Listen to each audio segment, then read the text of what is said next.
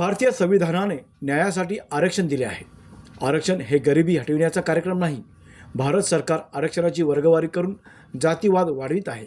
सरकारने आरक्षणाची वर्गवारी त्वरित थांबवावी। बदर समितीच्या अहवालात तातडीने रद्द करण्यात यावा। 2025 सालचे UGCचे बिल जसेच्या तसे लागू करण्यात यावे। विविध सरकारी कार्यालयातील आरक्षणानुसार मिळणारी पदोन्नती दिली जावी, त्याचा निर्णय त्वरित घेण्यात यावा। या मागणीसाठी आरक्षण बचाव समितीतर्फे कल्याणमध्ये 8 एप्रिल रोजी भव्य मोर्चा काढण्यात येणार आहे, अशी माहिती समिती अध्यक्ष प्राध्यापक विराज शेजूळ यांनी दिली। आरक्षण बचाव समितीच्या वतीनं 8 एप्रिलला मोर्चाचं आयोजन कल्याणमध्ये केलेलं आहे आणि तो रत्नसागर बुद्ध विहार, हनुमान नगर, कैलास नगर, कोळशीवाडी आणि सिद्धार्थ नगरमधून डॉक्टर बाबासाहेब आंबेडकर वाटिकेमध्ये तो येणार आहे।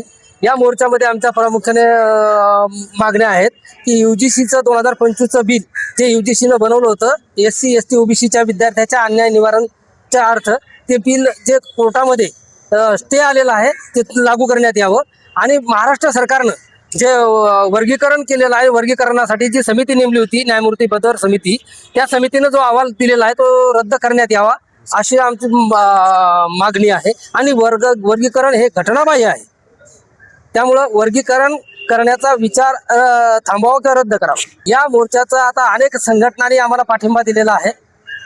आकार सामाजिक संघटना, सामाजिक शैक्षणिक संघटना, कास्ट्राईब संघटना, आता ह्युमन राईटचे अध्यक्ष आमच्या शेजारीच आहेत। या अनेक संघटनांनी आम्हाला छोट्या मोठ्या पाठिंबा दिलेला आहे। तरी अंदाजे 1000 ते 1500 लोक या मोर्चामध्ये सामील होतील असा आमचा अंदाज। नेते मंडळी आता वंचित बहुजन आघाडीचे महाराष्ट्राचे उपाध्यक्ष सर्वजित बनसोडे साहेबांशी आमचं बोलणं झालंय।